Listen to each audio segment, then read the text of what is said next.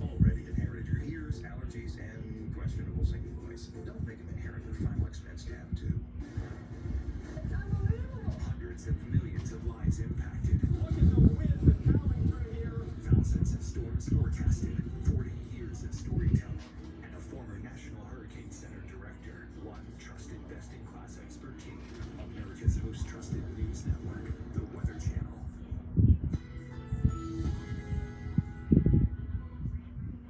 Currently, our area, 67 degrees under partly cloudy skies.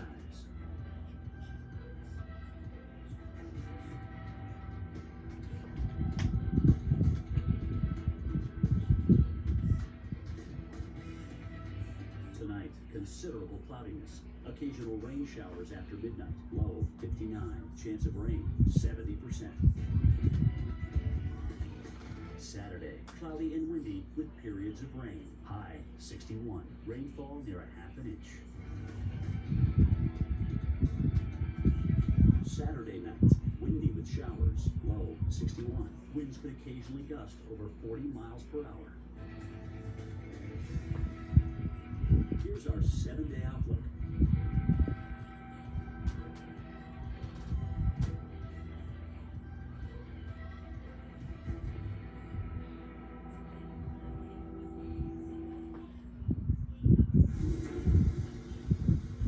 Welcome back into Storm Center. I want to get you the latest here on Tropical Storm Ophelia, 70 miles per hour with that pressure down now to 986. So it is strengthening as it's approaching landfall here over the next 6 to 10 hours. Only 100 miles or so off the Carolina coast. We'll get more on the latest with Tropical Storm Ophelia, but simultaneously we've got a severe threat in the middle of the country. And we want to get you up to speed on where the activity is right now. Breaking right now, we've got a brand new tornado warning that has been issued here in Iowa.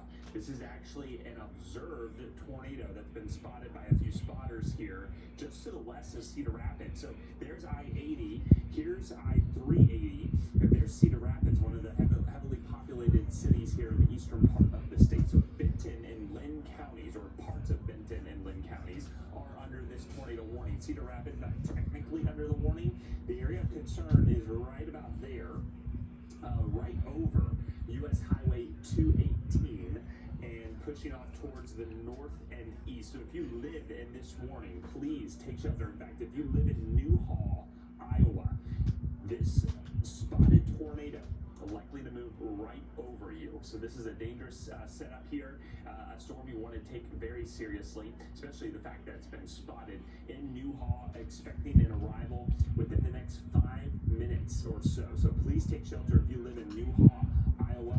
If you're anywhere near State Route 30, I would take shelter immediately and avoid travel west of Cedar Rapids. And then Shelfsburg, within the next 15 minutes, this tornado moving your way. There's a look at the velocity, and we're kind of far from the radar site, so we're not getting a good depiction. But again, we're taking the ground truth, the fact that this has been spotted, meaning that this is a dangerous storm. So right along U.S. Highway 218, just south of Benton and east of Van Horn, moving towards Newhall, Iowa, and then working its way up towards eventually 380. So there's a look. There is certainly some rotation, but we're getting a higher scan in the atmosphere, so it's not that tight coupled that we typically see. However, it's been spotted, so a dangerous storm nonetheless.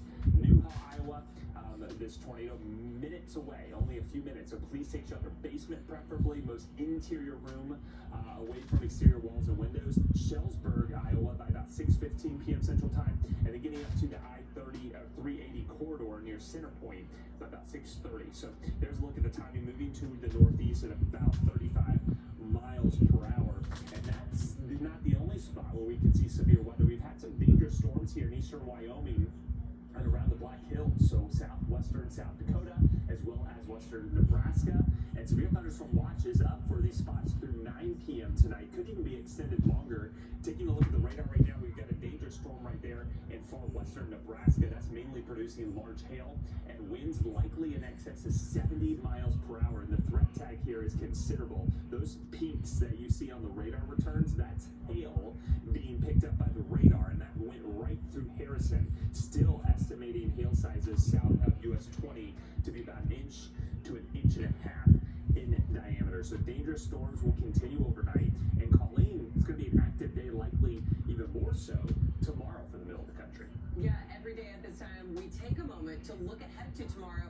And what we're seeing right now, we're going to be seeing again for your Saturday. Severe storms pushing through parts of the plain. So let's take a look at some of these trouble spots.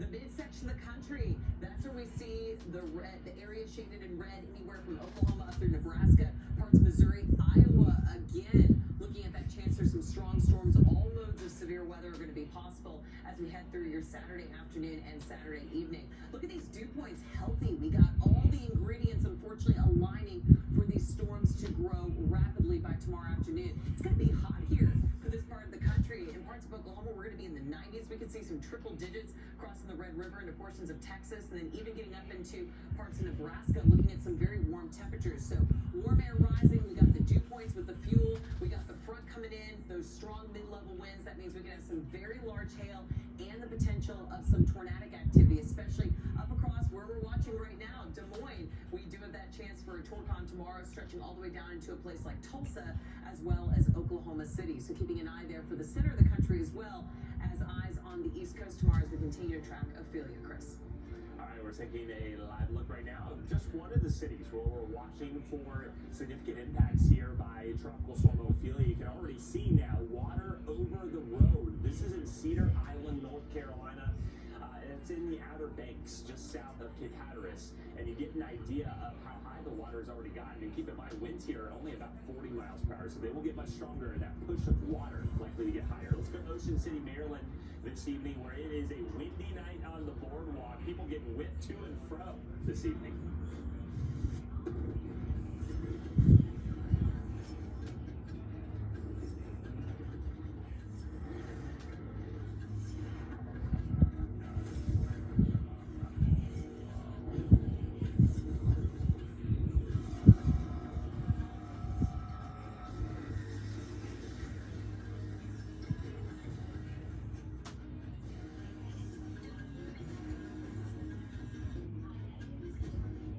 What will you do when the power goes out? Power outages can be unpredictable and inconvenient. But with a Generac home standby generator, your life goes on uninterrupted because you'll have power when you need it the most. With the Generac, it powers our well, the refrigerator, and my CPAP machine, which are all things that we need to survive on a day-to-day basis. Get the security and peace of mind your family deserves with a home